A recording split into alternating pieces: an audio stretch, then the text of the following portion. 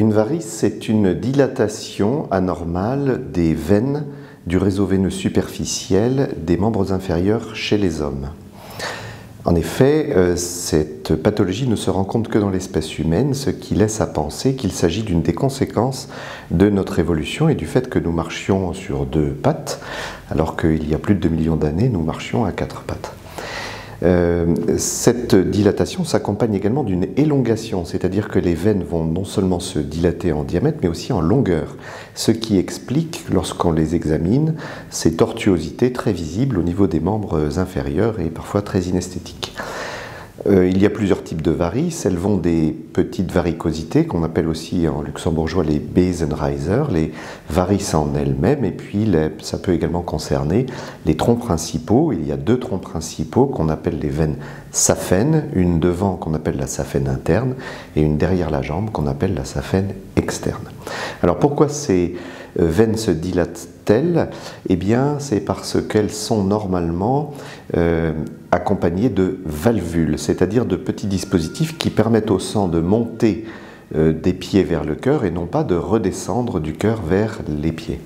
Lorsque ces valvules sont incontinentes, le sang essaye de monter, mais luttant contre la pesanteur, il va retomber et naturellement, ce sont les conséquences des lois de la physique, vont dilater ces veines, puis les branches de ces veines, puis les branches des branches de ces veines, et jusqu'aux petits capillaires sous-cutanés.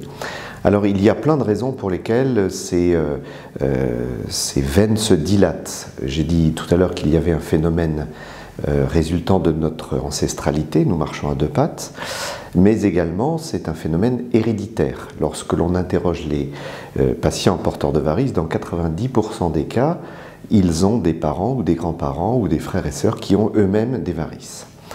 Il y a plein de raisons qui expliquent que ces problèmes se développent. Ça peut être aussi le phénomène de sédentarité, le fait que nous ne marchions que peu ou pas assez, que nous ne pratiquions pas assez de sport, que nous prenions trop de poids, que nous utilisons des vêtements trop serrés ou que nous consommions de l'alcool ou des produits qui engendrent une vasodilatation veineuse ou artérielle.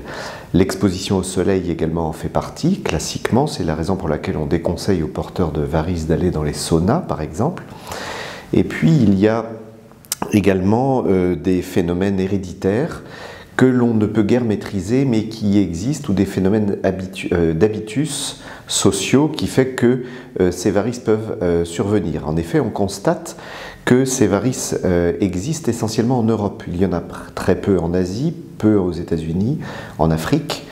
Et donc on a constaté que cette localisation très particulière de ce phénomène était probablement due à des phénomènes culturels. On a incriminé la chaise, dont on se sert beaucoup et qui contracte et comprime les vaisseaux au niveau des jambes, cependant que les Asiatiques ne s'en servent que beaucoup moins que nous. On a pensé aussi de façon amusante que ces varices résultaient d'une sélection résultant des guerres au XIXe siècle, les guerres de mouvement qui obligeaient les soldats à marcher énormément, et donc tous ceux qui étaient porteurs de varices étaient réformés, cependant que les autres se faisaient tuer sur les champs de bataille, en conséquence de quoi nous descendons tous de jeunes soldats porteurs de varices au XIXe siècle, et qui ont été réformés et qui, heureusement pour eux, ont survécu. Il y a un phénomène qu'il faut savoir, et qui est peu connu. La varice, ou en tout cas l'accentuation des signes des varices, résulte du fait que, bien que nous soyons des bipèdes, nous ne marchons que peu, beaucoup moins qu'autrefois. Or, puisque les veines n'ont pas de cœur, elles ont en fait un système propulsif qui se trouve sous la plante des pieds et qu'on appelle la semelle veineuse de Lejar. C'est-à-dire que la compression de la voûte plantaire va chasser le sang vers le haut. Et naturellement, tout ceci est annihilé par le fait que nous marchions moins, par le fait que la plupart des femmes portent des talons hauts, qui n'ont pas de semelle au niveau de la voûte plantaire, ou au contraire des chaussures plates, et qui là aussi ne sollicitent pas la semelle veineuse plantaire. Et donc une des conséquences sociétales de notre manière de nous chausser engendre également l'accentuation de ce phénomène de varice. Alors, c'est quelque chose qui est généralement bénin, mais qui n'est pas anodin sur le plan de la santé publique. 30% de la population est concernée et 50% de la population féminine. Or, il s'agit la plupart du temps de patients de 50 ans, d'une population active. Et donc, les symptômes des varices, les traitements des varices et les complications des varices vont engendrer des arrêts de travail qui vont avoir une conséquence importante sur le plan de la santé publique.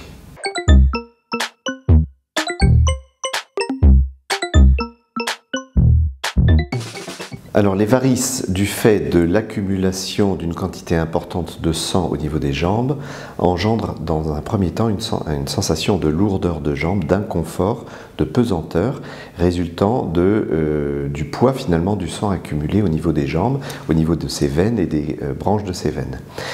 Le stade d'après, évidemment, c'est l'œdème, c'est-à-dire que cette quantité de sang reste et constitue une dilatation importante des tissus sous-cutanés, et les patients, surtout en fin de journée, se présentent avec un œdème des membres inférieurs qui met d'ailleurs beaucoup de temps à disparaître.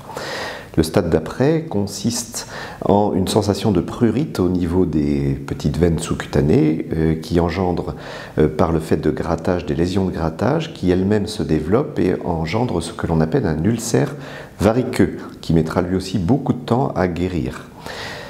Les complications que l'on peut parfois observer sont les thromboses, que l'on appelle des paraphlébites, c'est-à-dire que la veine ne fonctionnant plus du tout, l'organisme va engendrer tout un mécanisme d'élimination de cette veine, et le meilleur système consiste à thromboser, occlure complètement la veine concernée. Heureusement, il est rare, mais cela arrive, que cette thrombose, cette paraphlébite engendre des embolies pulmonaires. Cela dit, cela existe, cela arrive, et ça fait partie des complications classiques.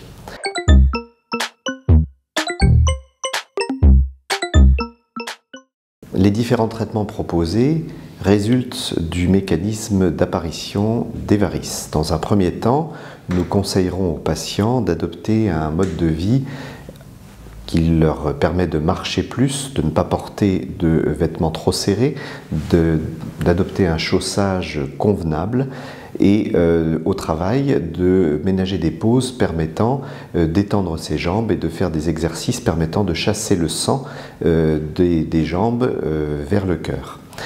À domicile, on conseillera de surélever les pieds du lit, de prendre des douches froides le soir. Le stade de l'œdème est traité également par le port de contention élastique. Il en existe de plusieurs types.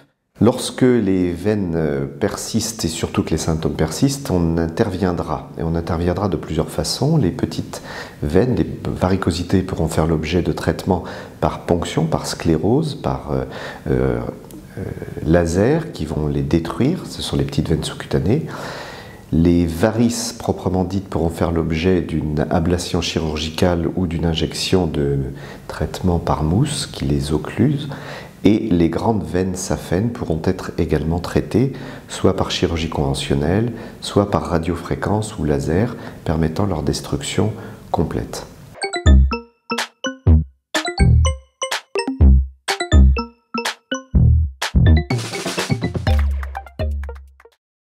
La technique dite ASVAL, c'est un acronyme qui signifie ablation des varices sous anesthésie locale. Elle repose sur 3 points. Le premier, ça consiste à réaliser un diagnostic par échographie extrêmement précis des veines réellement pathologiques. C'est-à-dire qu'on ne va traiter que ce qui est malade et non pas ce qui ne doit pas l'être. Deuxièmement, l'ablation se fera sous anesthésie locale absolument pure, c'est-à-dire qu'il n'y a pas d'anesthésie, le patient peut manger avant de venir et doit même, d'ailleurs c'est recommandé, et ce traitement sera fabriqué sur place. Il s'agit d'une solution mélangeant différents produits d'anesthésie très froid et qui va obtenir une anesthésie complète immédiate et surtout une dissection de la veine que l'on souhaite traiter, une hydrodissection. Enfin, la veine traitée étant prédisséquée par ce système, on pourra l'enlever avec une grande aisance sans avoir besoin de réaliser d'incision. Autrement dit, après l'intervention, le patient n'aura pas de pansement, pas de fil et pourra prendre une douche dès le lendemain et reprendre son activité physique et sportive dans les 48 à 72 heures. L'énorme avantage de ce système est d'engendrer un confort post-opératoire très supérieur et surtout un traumatisme opératoire bien moindre. Avec une technique ASVAL, l'arrêt de travail sera de 2 à 4 jours et les patients pourront immédiatement reprendre une activité quasiment normale. La particularité au centre hospitalier de Luxembourg, c'est que nous appuyons les interventions sur des techniques d'hypnose avec des soignants spécialisés dans cette pratique et qui sont d'une utilité extrême puisqu'elles permettent que l'intervention, bien que sous anesthésie locale pure, se déroule avec un calme et un confort absolu.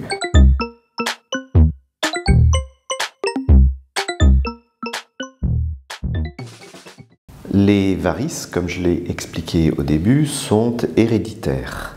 Donc il y a, oui, un risque de récidive.